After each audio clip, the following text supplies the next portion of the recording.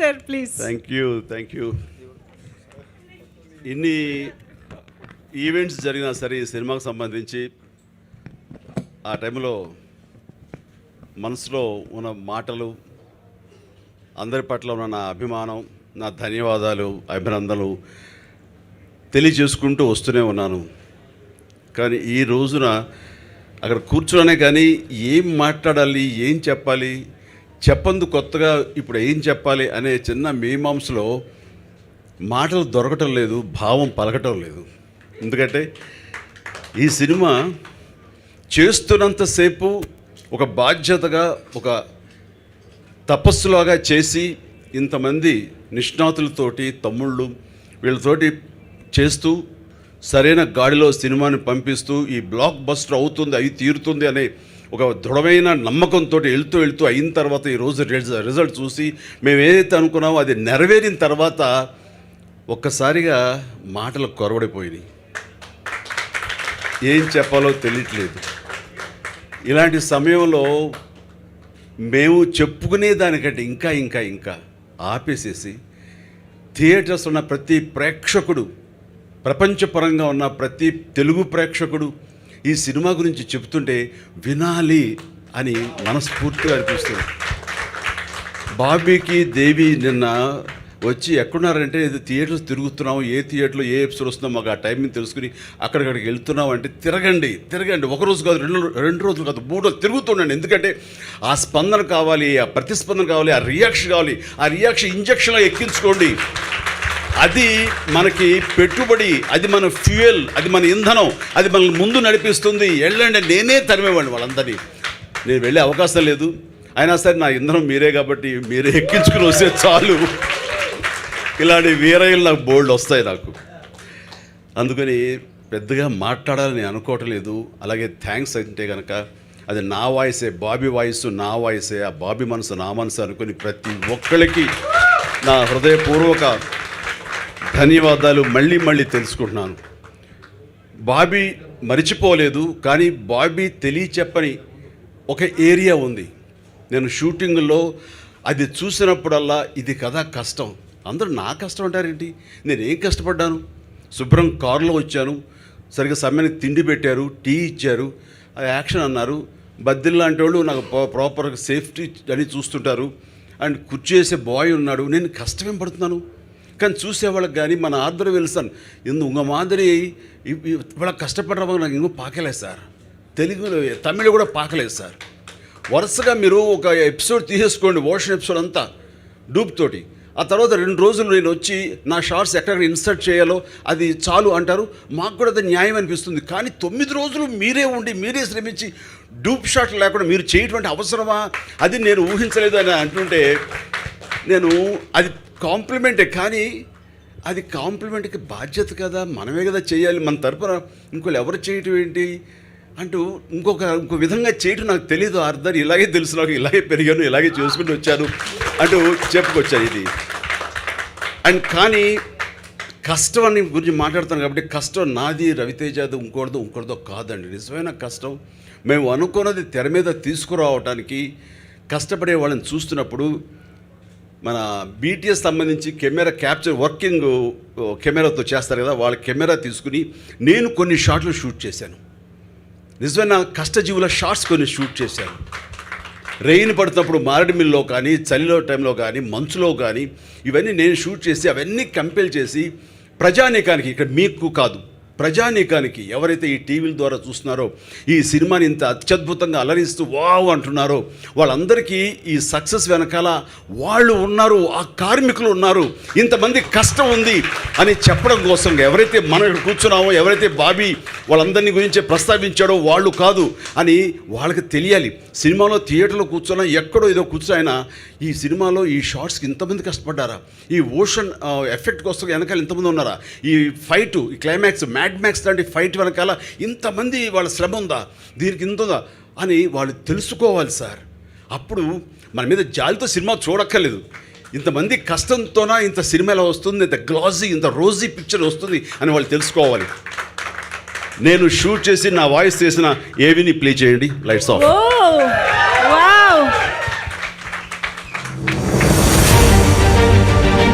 తెలుగు సినీ ప్రేక్షకులకు నా నమస్కారం. మా నెలల తరబడి కుటుంబాలకి దూరంగా ఉంటాం.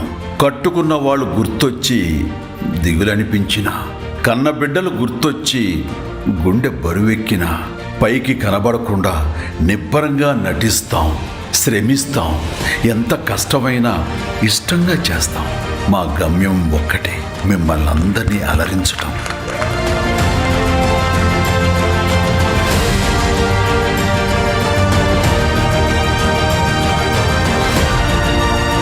మేమంతా సినీ కార్మికులం, నిరంతర శ్రామికులం, కథకి బానిసలం, కళామ తల్లి సైనికులం. మేమంతా సినిమా ప్రేమికులం. సినిమానే మా కులం, సినిమానే మా శ్వాస, సినిమానే మా గమ్యం. మా గమ్యం మిమ్మల్ని అందరినీ అలరించటం. ఇంతటి అంకిత భావంతో పనిచేస్తున్న ప్రతి ఒక్క సినీ కార్మికుడికి మనస్ఫూర్తిగా నా కృతజ్ఞతలు తెలియజేసుకుంటున్నాను. Thank you one and all. వీరి అకుంఠిత కృషి వాల్తేరు వీరయ్య విజయానికి కారణం.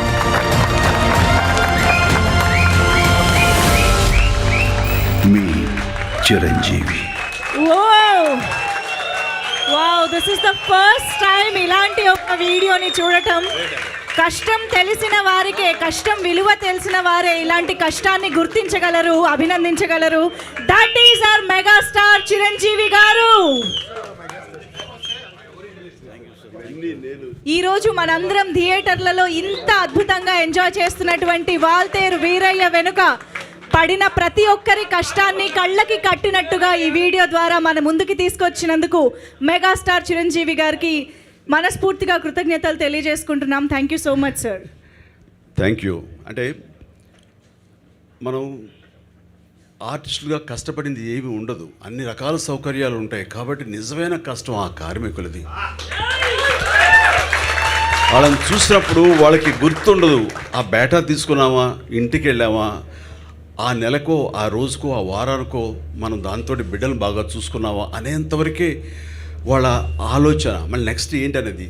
బట్ వాళ్ళ మీద ఈ రోజున మనం ఇంత గ్లాసీ, ఇంత గ్లామర్ పిక్చర్ చేసుకుని ఈ రోజున మనం చూసుకుంటున్నాం. అక్కడ అది నిజంగానే వాళ్ళ కష్టాన్ని గుర్తించుకోవాలి, వాళ్ళకి ధన్యవాదాలు చెప్పుకోవడం, వాళ్ళని తలుచుకోవడం మనందరి బాధ్యత అని నాకు ఎందుకో అనిపించి, మారేడుమిల్లి నుంచి కూడాను ఒక కెమెరా వాళ్ళ కష్టాలు, వాళ్ళు ఎలా చేస్తారు, ఇవన్నీ ఎలా భోజనం చేస్తారు, తడుస్తూ ఎలా తింటారు, ఇవన్నీ కూడా చేసుకోమని చెప్పి ఈ రోజున మీకు ఎవరికీ తెలియదు ఇది.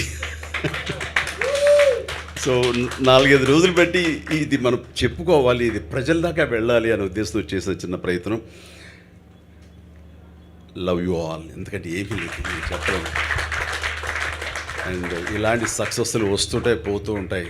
కానీ ఇలాంటి మనుషులను పొందటం, వీళ్ళతోటి సుదీర్ఘమైన ప్రయాణం చేయటం అన్నది నాకు అత్యంత ఆనందాన్ని ఇస్తుంది. I love you my brother Ravi Teja, Bobby, Devi, Arthur Wilson garu, Chandrabose, lovely producer like Ravi and Naveen, నన్ను ఉత్సాహంగా ఆ స్పాట్లో ఉంచిన మా కమెడియన్ బ్యాచ్ శ్రీనివాసరెడ్డి, శకల శంకర్, సప్తగిరి, అలాగే నా సినిమాలో ఉండాలి అంటూ ఎంత కష్టమైనా సరే డేట్లు కుదించి తీసుకొచ్చి ప్రకాష్ రాజ్, అలాగే మరొక నా హార్డ్ కోర్ అభిమాని అంట తర్వాత తెలిసింది నాకు బాబీ సింహ.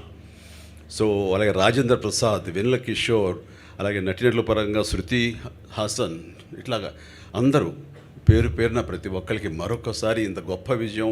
ఇది ఏ ఒక్కరిదో కాదు, నేను ఫోర్ ఫ్రంట్లో ఉంటాను, నాతో పాటు రవి ఉండొచ్చేమో, కానీ బట్ నిజమైన కష్టం, నిజమైన శ్రమ మీ అందరిది. అంటే ఉదాహరణకి శ్రమ అనేసరికి బాబీ గురించి ఒక్క విషయం చెప్పాలి. ఇది బాబీ గురించి కాదు, ఆ కథ గురించి, బాబీని సెంట్రిక్గా చేసుకుని ఒక విషయం చెప్పాలి. ఫస్ట్ టైం కథ నాకు చెప్పాడు, వినగానే వావ్ చాలా బాగుంది, మనం చేస్తున్నాం, డెఫినెట్ చేస్తున్నాం, నీకు నాకు కామన్గా మనం చేయాల్సిన ప్రొడ్యూసర్స్ ఉన్నారు అని పూర్తిగా కూడా చెప్పలేదు. కానీ అతనికి తెలుసు, నా మనసు ఎరిగి డైరెక్ట్గా మా ఇంటి నుంచి కిందకి దిగితే 4 రోడ్డు దిగితే వీళ్ళ మైత్రి ఆఫీస్ ఉంటుంది, అక్కడికి వెళ్ళాడు ఆయన. ఏం చెప్పుకున్నా తెలియదు.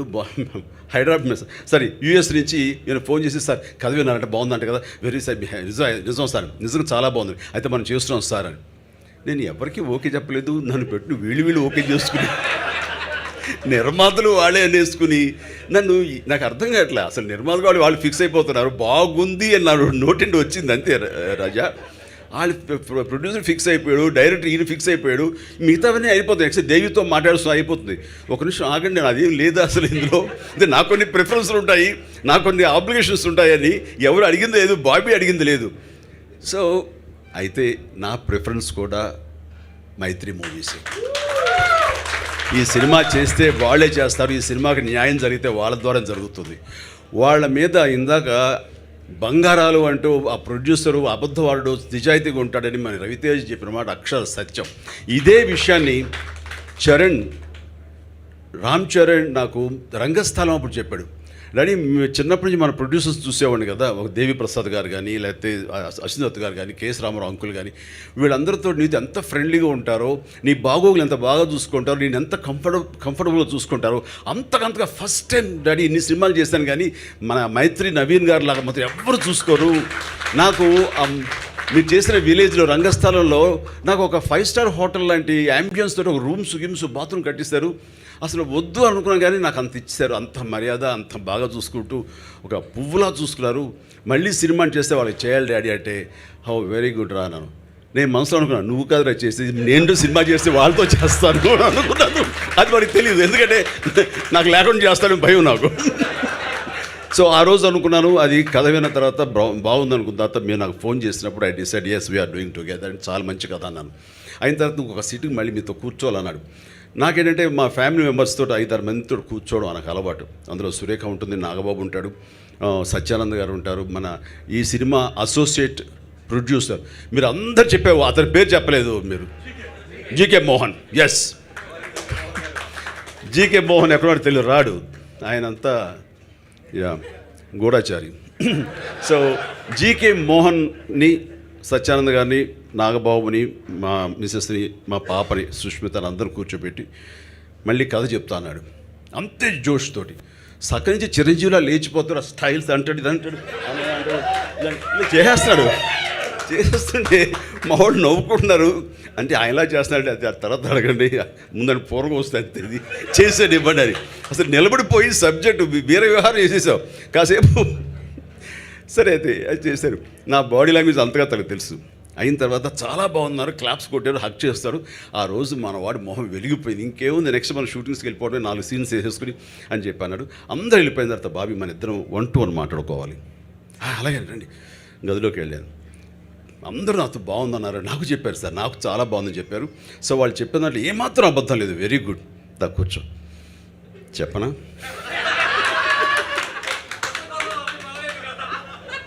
మీరిద్దరు అన్నది గుర్తుకొచ్చింది నాకు అప్పుడు. బాబీ ఇది జస్ట్ ఎంత శాతం ఉంటుంది అనుకుంటున్నాం అంటే ఇంతే కదా అంటే ఎవరు ఉంటే కాదు, ఇది జస్ట్ బిలో యావరేజ్. ఇది ఒక ముడి మాణిక్యం, డైమండ్ లాగా ఉంది. ఇది పెట్టుకుని మనం ఏమీ చెయ్యలేం. ఉత్త రాయిది పేపర్ వెయిట్ లాగా ఉపయోగపడుతుంది అంతే. దీన్ని అందమైన ఆభరణంగా మార్చుకోవాలి, అద్భుతమైనటువంటి డైమండ్ నెక్లెస్గా మార్చాలంటే ఎంత చెక్కాలి, ఎంత షైనింగ్స్, ఎన్ని రకాల కోణాల నుంచి దీన్ని స్మూత్ చేయాలి, ఎంత నగిషి పెట్టాలని నీకు తెలియట్లేదు. ఊహించుకో ఇది అవ్వదు అప్పుడే. కానీ నిరంతరం నువ్వు కష్టపడి దీనికి ఇన్నింతలు తీసుకురా. నువ్వు వచ్చినప్పుడల్లా నాకు నిజంగా నచ్చితే వెళ్ళిపోతావు, లేదంటే నేను చెప్తూనే ఉంటాను, నువ్వు చేసుకుంటురా అన్నప్పుడల్లా ఛాలెంజింగ్గా తీసుకున్నాడండి. తన గొప్పతనం అది. ఎవరైనా ఈగోలు పోతారు, లేదా సబ్జెక్ట్ ఇంతమంది బాగుందన్నారు కదా ఇంకేంటి ఇందులో అని సాటిస్ఫై అయిపోతారు. సాటిస్ఫై అయ్యారు అంటే దాంతో స్థాపితం, స్లాబ్ వేసేసినట్టే. అది నేను అది మాత్రం చెయ్యొద్దు బాబీ. ఇది ఎంత చెక్కితే అంత ఈ సబ్జెక్టు, ఎంత నువ్వు ఆలోచిస్తే ట్రీట్మెంట్లో అంత ఇది ఉంటుంది. ఇది సబ్జెక్ట్ కోరుకుంటుంది, నన్ను డెవలప్ చేయండి అని. అలాగా తుది వరకు మొన్నటి వరకు దీన్ని చెక్కుతూనే ఉన్నాడు. ఉదాహరణ చిన్న ఉదాహరణలు మీకు చెప్తాను, అంటే ఎలాగ ఆలోచిస్తాడు అంటానికి. నాకు రవితేజ పక్కన వాళ్ళ వైఫ్ ఉంటుంది. చెప్పాను ఊళ్ళో మన మనిషి ఉన్నాడని, మన బంధువు, వెళ్ళి ఆశీస్సు తీసుకో అనగా ఆయన బంధువు నేనే కదా, ఆబ్వియస్లీ నాకే వచ్చి దండం పెడుతూ అనుకుంటాను అని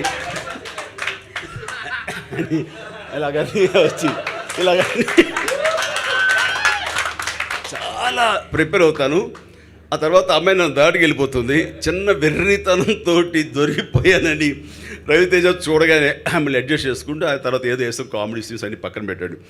దండం పెట్టగానే తనకి లోపల అభిమానిగా సౌండ్ వస్తుంది, మెగాస్టార్ కాళ్ళకు దండం పెట్టించుకుంటూ ఎవరో నాజర్కి పెట్టిస్తే ఎంతో కొంత సెక్షన్ నేను డిస్సాటిస్ఫై చేసిన అవుతానే, ఇది కరెక్ట్ కాదు అంటే ఆలోచిస్తాడు. ఆ క్షణాన అప్పటికి అది రౌండ్ ఆఫ్ చేయటం లేదు. ఆ తర్వాత తను ఒక సీన్లో, ఇది మన మౌంటైన్స్ సాంగ్లో చిన్న సాంగ్, ఇద్దరి మధ్య పచ్చగడ్డి వేస్తే భగ్గుమంటుంది అన్న దాంట్లో, అక్కడ నేను అమ్మాయికి మా పేటకు వచ్చిందని చెప్పేసి మెడికేర్ కోసం అమ్మాయికి బట్టలు పెడతాను, నేను ఒక సోదరికి పెట్టినట్లుగా. అక్కడ చేత అమ్మాయి చేత కాళ్ళు పెట్టించి ఆ సాటిస్ఫాక్షన్ ఇవ్వగలిగాడు. అంటే ప్రతి దానికి రౌండ్ ఆఫ్ చేస్తున్నాడు. అంటే అది ముందుగా లేదు, దాని గురించి ఆలోచిస్తాడు. అక్కడ మళ్ళీ చెక్కి అది కూడా సాటిస్ఫై చేశాడు. ఒట్టిగో అని అన్నాడు. ఒట్టిగో అంటే కామెడీ కోసం గాను, ఫ్లైట్లో గగ్గోలు చేయడం కోసం, గోడ చేయడం కోసం ఫ్లైట్ ఎయిర్పోర్ట్లో అని అనుకున్నాం. కానీ దానికంటూ ఒక ఫ్లాష్ బ్యాక్ ఉంది. దానికంటూ ఫ్లాష్ ఫార్వర్డ్లో ఒక చోట ఫైనల్గా ఫ్లైట్ ఎక్కడానికి అక్కడ కూడా చిన్న తమ్ముడిని గుర్తిరిగి అక్కడ మళ్ళీ సెంటిమెంట్ని, అంటే తమ్ముడిని గుర్తు చేసి మళ్ళీ గుండె పెండేలా చేశాడంటే ఏది తీసుకున్న కంప్లీట్ రౌండ్ ఆఫ్ చేసి వస్తున్నాడే. ఇది అందమైన స్క్రీన్ ప్లే. ఇలాంటి స్క్రీన్ ప్లే మీరు చూస్తే ఇంకా కేసు స్టడీగా ఈ సినిమాని ప్రతి ఒక్కళ్ళు యంగ్స్టర్స్ చూడాలి. ఒక్క పొట్టలేదు, తను నా కథ చెప్పినప్పుడు ఇది లేదు, లేదా మేము షెడ్యూల్స్ స్టార్ట్ చేసి ఒక్కొక్కటి చేసుకుంటున్నప్పుడు లేదు, ప్రతిరోజు చెక్కుతూనే ఉంది. ఇంకొక చిన్న చెప్తాను, జరిగింది మా ఇద్దరి మధ్య. హెలికాప్టర్ ఎపిసోడ్ రామోజీ ఫిల్మ్ సిటీలో తీసాము. నెక్స్ట్ డే ప్యాకప్, ఆ రోజు ప్యాకప్ అయిపోయింది. నెక్స్ట్ డే ఏంటి హమ్ సౌండ్ వస్తుంది, ఫీడ్బ్యాక్ రీసౌండా, ఓకే సరే, అది వచ్చింది. తను రామోజీ ఫిల్మ్ సిటీ నుంచి హైదరాబాద్కు బయలుదేరాము, నేను బయలుదేరాను వేరే కారుల్లో. Next day court scene, Prakash రాజ్ని తలనరికే సీన్. ఆ సీన్లో నేను ఆలోచించుకుంటూ నెక్స్ట్ డేది సీన్ తెలుసు, నాకు విన్నాను. వస్తూ ఫోన్ చేశాను. తను ఎక్కడో హైవేలో ఉండి తను ఎత్తుకున్నాడు. రేపు ఎన్నింటికి షూటింగ్? 9 o'clock అనే మన కోర్టు సీను. ఆ కోర్టు సీన్లో ఎక్కడో నాకు తల నరకటానికి కావలసిన బలమైన కారణం కనపట్లేదు బాబీ. అంటే తను కోర్టు శిక్ష వేస్తే అది వెంటనే సరిపోతుంది, చెల్లైపోతుంది. కానీ అది కాదనుకుని కోర్టుని ధిక్కరించి మనం వాడిని తల నరకడం అన్నది కొంచెం చూడటానికి ఇదిమిద్దంగా ఉండదు, న్యాయబద్ధంగా అనిపించదు. అలాగని ఏదో బలవంతంగా నరిగితేనేమో అది కబుక్కు జరుకొస్తుంది, అదేదో ఉండాలనిపిస్తుంది. నాకు తెలియట్లేదు, కానీ అదేనా ఆలోచించు బాబీ అని నేను వెళ్ళిపోయాను. నాదేముంది, డౌట్ వచ్చింది, త్రో చేశా. ఎక్కడో అన్నయ్య చెప్పాడంటే ఖచ్చితంగా ఇది గ్రే ఏరియా. నేను దానికి సమాధానం చెప్పాలంటూ మళ్ళీ సేమ్ టీం వెనకాల మోహన్ రావు గారిని, చక్రిని, ఇందాక వాళ్ళందరినీ మళ్ళీ పిలిపించుకున్నాడు. 7 o'clock ఇంటికి వెళ్ళి 9 దాకా 9:30కి ఫోన్ చేసి, అనే ఇది వచ్చేసింది చూడండి, ఇది 50% బాగుంది బాబీ, కానీ ఇది కూడా సరిపోదు బాబీ, సరిపోదు. తల నరికేంత కోపం రావాలంటే ఇంకేదో నువ్వు వర్క్ చేయాలి, నాకు తెలియదు. అరే వాడు వెళ్ళిపోయారు అన్నయ్య లేదు, నువ్వు పిలిపించు అని. మళ్ళీ వెనక్కి వెళ్ళిపోయిన వాళ్ళు మళ్ళీ తిరిగి పిలిపించారండి మిమ్మల్ని అందరినీ. 2:30 అయింది. ఆ టైంలో మీకు ఫోన్ చేయడం ఎందుకు, ఐఎమ్ వెరీ మచ్ కాన్ఫిడెంట్ అన్నయ్య ఓకే అనేస్తారంటే. నెక్స్ట్ డే 9:30కి సెట్కి వచ్చిన తర్వాత నాకు చెప్పి ఆ జీప్ లోపల మా ఇద్దరి షాట్లు, రవితేజ నాది, బ్యాలెన్స్ ఉంచి, ఆ సీన్ లేదు, ఆ బ్యాలెన్స్ ఉంచి దాన్ని అక్కడ నేను మళ్ళీ రీక్ చేస్తాను. నా కోరిక నా తమ్ముడు మీద పడ్డ అపవాదు తొలగిపోవాలి, ఆ బిడ్డను మా నాన్న హీరో అనుకోవాలి, మా నాన్నకి మళ్ళీ గాడ్ ఆఫ్ ఆనర్ జరగాలి, ఆ పతాకం, మా త్రివర్ణ పతాకం కప్పాలి, అది నా కోరిక. మా తమ్ముడు కోరిక ఒకటి ఉండిపోయింది సార్ అనేది రాత్రి పుట్టింది, అది మిడ్నైట్ పుట్టింది. ఈ రోజున తల నరకడానికి ఎవరైనా సరే ఆక్షేపిస్తారా? ఎవరు ఆక్షేపించారు? అంత చక్కగా ఉంది. అది నేను చెప్పేది, ఎంత చెక్కితే అంత, ఎంత నగిషి పెడితే అంత నగిషి అంటానికి ఇలాంటివి అక్కడక్కడ ఉన్నాయి. అతని గొప్పతనం ఏంటి తెలుసా? 44 సంవత్సరాల ఎక్స్పీరియన్స్కి తను విలువివ్వటం. నాకు తెలియందా, ఇది నా కథకి ఆర్టిస్టులుగా వాళ్ళు చెప్పేది ఏంటి, చెప్పినట్టుగా చేసే చాలు అన్నటువంటి ఒక గర్వమో లేకపోతే ఒక ఈగోకో ఒక దీనికో వెళ్లకుండా అందరూ కలిసి కథకి సరెండర్ అవ్వాలి. కథ ఎంత చెక్కితే అంత, ఎంత నెగిసి పెడితే అంత అని సాటిస్ఫై కాని తత్వం తనకి అడ్వాంటేజ్. అందుకనే ఎక్స్పీరియన్స్ ఉన్న వాళ్ళు డౌట్ వ్యక్తం చేస్తే వెంటనే దాన్ని విలువిచ్చి కూర్చుని ఛాలెంజింగ్గా తీసుకుని దాన్ని మళ్ళీ బౌన్స్ బ్యాక్ తోటి వావ్ వన్లో వచ్చాడు. ఈ రోజున అది ఎంత అడ్వాంటేజ్ అయింది నీ మనసుకు నాకు తెలుసు. అంటే అమ్మాయి కాళ్ళకు దండం పెట్టింది కూడా ఎలా రౌండ్ ఆఫ్ చేశాడో, అలాగే వర్టిగోని ఎలా రౌండ్ ఆఫ్ చేసి దానికి అంతా ఇచ్చాడో, ఇలాంటి వాటికి అంతగా న్యాయం చేసి ఎవ్వరు ఏది మాట్లాడుకొని చేయగలిగాడు. ఇట్లాగా సినిమాలో ప్రతిదీ అక్కడే బ్యాక్ అండ్ ఫోర్త్ వెళ్తూ ముందుకెళ్ళి నిరంతరం సినిమా స్టార్ట్ అయిన దగ్గర నుంచి ఈ రోజు వరకు నిద్రపోతే ఒట్టు నేను చూస్తున్నాను. ఇది నేను బాబీని పొగట్లేదు. బాబీ ఆ సబ్జెక్ట్ని ఎలాగా తను వశం చేసుకున్నాడు, దాన్ని ఎట్లాగా పెంపొందించాడు, ఎలా అభివృద్ధి చేశాడు, దాన్ని ఎట్లా డిజైన్ చేశాడు అని చెప్తాను. అంటే దాని వెనకాల అతనికి కష్టం ఉంది, అది మనం తెలుసుకోవాలి. అది షూటింగ్ అయిపోతే 7-8 o'clockకి మళ్ళీ ఇంటికి వెళ్ళిపోతారేమో అనుకుంటే కాదు, ఎడిటింగ్ రూమ్కి వెళ్ళిపోయేవాడు. అక్కడ వెళ్ళి అదంతా మళ్ళీ చూసుకుని చెక్ చేసుకుంటూ వచ్చేవాడు. నేను తనకు ఒక మాట చెప్పాను, నువ్వు ఏదైనా ఉంటే కనుక పేపర్ల మీద డిస్కార్డ్ చేయి, పేపర్ మీద దాన్ని చింపేసి ఎక్స్ట్రా ఉంది మనకు వద్దు అనుకుంటే పేపర్లు చింపేసి బుట్ట దాఖలా చేయి తప్ప ఫిలిం తీసి వాళ్ళ ప్రొడ్యూసర్స్ డబ్బును కానివ్వండి, ప్రొడ్యూసర్ విలువైన సమయాన్ని కానివ్వండి, ఇంతమంది ఆర్టిస్ట్ యొక్క విలువైన కాలాన్ని మాత్రం నువ్వు బుట్ట దాఖలు చేయొద్దు. ఇది మనం నేర్చుకోవాలి. ఇది నేను చెప్తే వినే వాళ్ళు చాలా తక్కువ మంది అయిపోయారు. నేను చెప్తున్నాను, ప్లీజ్ బాబీ వినాలి, నువ్వు చేయాలంటే కరెక్ట్ 100% ఫాలో అయ్యాడండి బాబీ. తను ప్రతి క్షణం అదే దృష్టిలో పెట్టాడు. ఈ రోజున ఒక అరగంట సినిమా, గంట సినిమా మేము వేస్ట్ చేసి పక్కన పడేసాం, ఇంకా ఎడిటింగ్ రూమ్లో ఇంకా బోల్డంత కథ ఉంది అనేవి మనం వింటూనే ఉన్నాం. ఇందులో అబద్ధం కానే కాదు. మా సినిమా ఎంతో తెలుసా అండి, 7.5 minutes మాత్రమే చాప్ చేసి, మ్యాక్సిమం 10 నిమిషాలు అయి ఉంటుందేమో, 10 నిమిషాలు. అది కూడా ఫైట్ మాస్టర్లు కొంచెం ఎక్కువ తీసి దాన్ని స్పీడ్ పెంచడం కోసంగా చాలా సబబు కానీ క్రిస్పర్ చేయడం కోసంగా కొన్ని ఫ్రేమ్లు వేస్ట్ చేస్తారు. అలాగే పీటర్ మాస్టర్ ఆ ఓషన్ ఎపిసోడ్ కొంచెం తీసి దాన్ని మాకు కావాల్సిన 5 minutesకి కుదించడానికి ఒక 2 నిమిషాలు 3 నిమిషాలు పోయి ఉంటుంది. ఇలాంటి యాక్షన్లో పోయింది తప్ప సినిమా కరెక్ట్గా తీసాడు. అందుకని ప్రొడ్యూసర్లకి ఒక నయా పైసా వేస్ట్ కాకుండా ఈ రోజున ఇంత సజావుగా సాగింది. చాలామంది హర్ట్ అవుతారేమో డైరెక్టర్స్, యంగర్ సీనియర్ ఎవరైనా సరే చెప్తున్నానండి, సినిమా అన్నది ఫస్ట్ డైరెక్టర్ అనేది ఒక సూపర్ డూపర్ హిట్ సినిమా ఇవ్వటం కాదు, ఒక అద్భుతమైన కథ ఇవ్వటం కాదు, అన్నీ అయ్యి ఓకే అనుకున్న తర్వాత ప్రొడ్యూసర్స్కి ఆన్ టైం ఇవ్వడం కాదండి, ప్రొడ్యూసర్స్కి విత్ ఇన్ ద బడ్జెట్ కానీ సినిమా తీయటం మీ మొదటి సక్సెస్గా ప్రతి ఒక్కరు అనుకోవాలి. వచ్చిన కొత్త టెక్నాలజీ ఏదైనా వస్తే కనుక దాన్ని వాడి వాళ్ళ పనితనం చూపించుకోవడానికి ప్రయత్నాలు అరులు చాచే కంటే ఒక మామూలు కెమెరాతో కూడా మాకున్న కథ, నా దగ్గర ఉన్న టాలెంట్ తోటి, నా కథ పవర్ తోటి నేను అత్యద్భుతమైన సినిమా తీయగలను అనుకోవాలి. అంతే తప్ప అత్యాధునికమైనటువంటి ఎక్విప్మెంట్ నాకు కావాలని కోరుకోకూడదు. అవన్నీ యాడెడ్, అవసరం మేరకు తీసుకోండి. అలాగే దాన్ని దృష్టిలో పెట్టుకుంటే దానికి అనుగుణంగా బోల్డంత ఖర్చు కూడా పెరిగిపోతుంటుంది. ఇలాంటి నిర్మాతలు దేనికస్తారు నెరవనే నిర్మాతలు దేనికస్తారు మీ ఇష్టం అనే వాళ్ళు ఉంటే కనుక ఇంకా అడ్వాంటేజ్ అయిపోతుంది. అలాగా దయచేసి ఇండస్ట్రీ బాగుండాలి అంటే ప్రప్రథమంగా బాధ్యత తీసుకునే వాళ్ళు, అది గుర్తెరగాల్సిన వాళ్ళు directors, captain of the ship.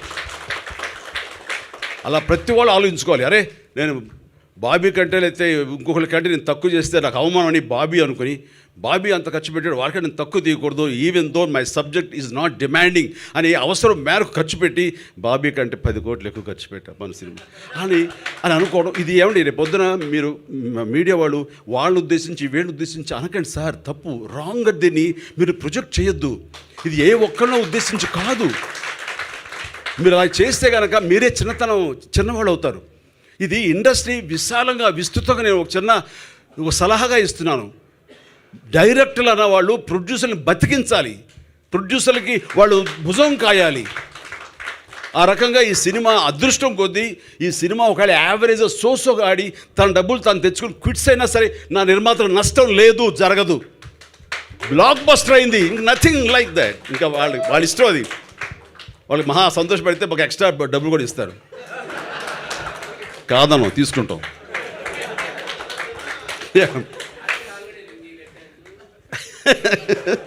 So ఇది ప్రతి ఒక్కళ్ళు పరిశ్రమలో ప్రతి ఒక్కళ్ళు అప్కమింగ్ డైరెక్టర్స్ కానివ్వండి, సీనియర్ డైరెక్టర్స్ కానీ ఇంకోళ్ళు కానివ్వండి, కొంతమందికి చెల్లుతుంది. ఎస్, వాళ్ళు తీసినా సరే ఎంతో తీస్తారు.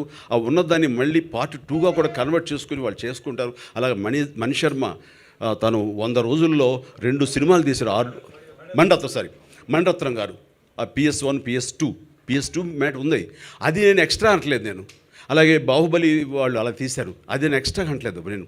అవన్నీ ఓకే, బట్ కావాల్సిన మేరకు మీరు కుదించుకుని ఆలోచించుకుని రాస్తున్నప్పుడే విజువలైజ్ చేసుకుని రాసుకుంటున్నప్పుడే ఎడిటింగ్ చేసుకుని ఇన్ని క్రాఫ్ట్లు డైరెక్టర్కి ఉండాలి.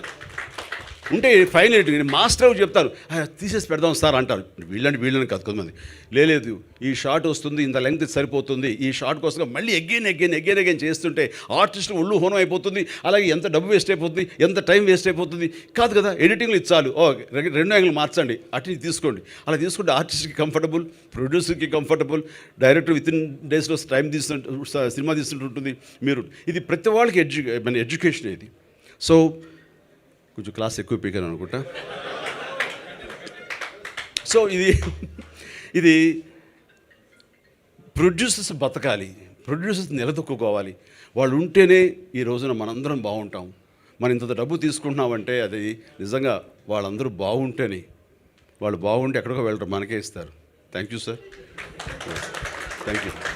అండ్ ప్రత్యేకించి నేను ఆ బడుగు జీవులు, ఆ కళా కార్మికులు, చిన్న స్థాయి వాళ్ళ గురించే నేను వాళ్ళందరికీ నా ధన్యవాదాలు తెలియజేస్తూ, బాబీ ఎవరెవరికైతే ధన్యవాదాలు చెప్పాడో అందరికీ నేను మనస్ఫూర్తిగా మరొకసారి ధన్యవాదాలు చేస్తూ, నా తమ్ముడు లేకపోయి ఉంటే, ఈ సినిమా తనకి డేట్లు కుదరకపోయి ఉంటే, నిజం చెప్తున్నాను, సెకండ్ హాఫ్లో ఇంత అందం, ఇంత ఎలివేషన్ వచ్చేది కాదు.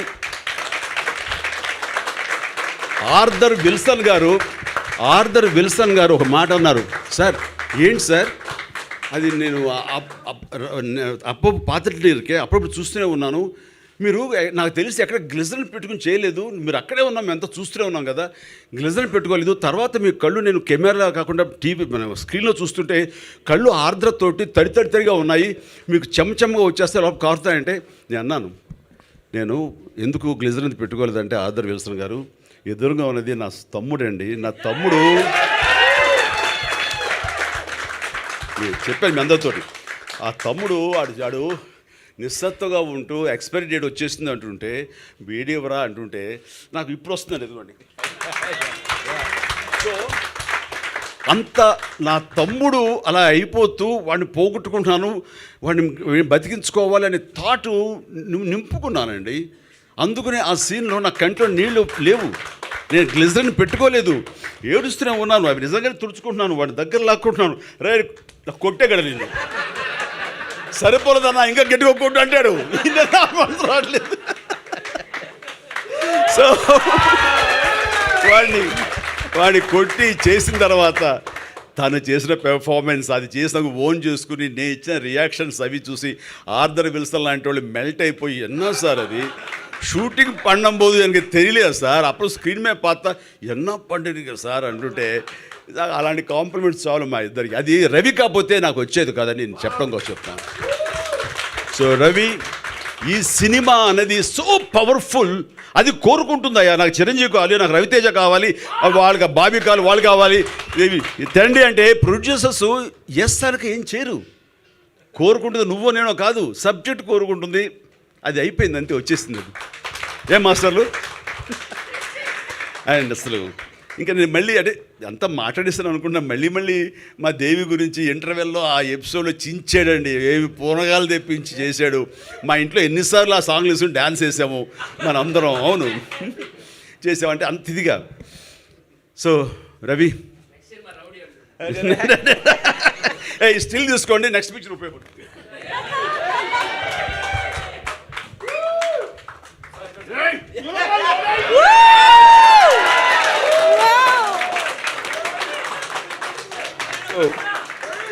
ఒక్కొక్కసారి ఇక చాలే ముగిద్దాం అనిపిస్తుంది, ఒక్కొక్కసారి మనసు ఇంకా అనర్గళంగా మాట్లాడాలి అనిపిస్తుంటుంది. ఇంకా బోల్డ్ అండ్ ఇన్సిడెంట్స్ ఉన్నాయి. ఈ ఆల్మోస్ట్ 125 రోజులు 115 రోజులు చేసాం. ప్రతిరోజు ఒక ఎక్స్పీరియన్స్. నాన్నగారు ఇంకేం ఫంక్షన్ ఉంది, ఇంకెన్నిసార్లు మాట్లాడిస్తారు నాతోటి? ఏంటది? చాలే ఇప్పుడు మాట్లాడింది వాళ్ళు తక్కువ మాట్లాడారా ఏంటి? చాలా మీరు ఇచ్చిన డబ్బులకి మాట్లాడింది ఎక్కువే.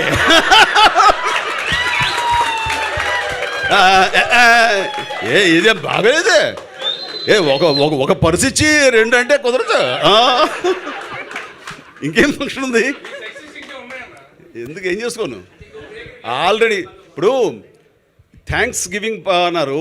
ఇది అంటే ఆడియన్స్కి థ్యాంక్స్ చెప్పడమా అని నేను అడిగాను. మరి అంతే కదా, వాళ్ళు ఆదరించాను. చాలా పొరపాటు ఇది. ఆడియన్స్ మనం థ్యాంక్స్ చెప్పక్కర్లేదు.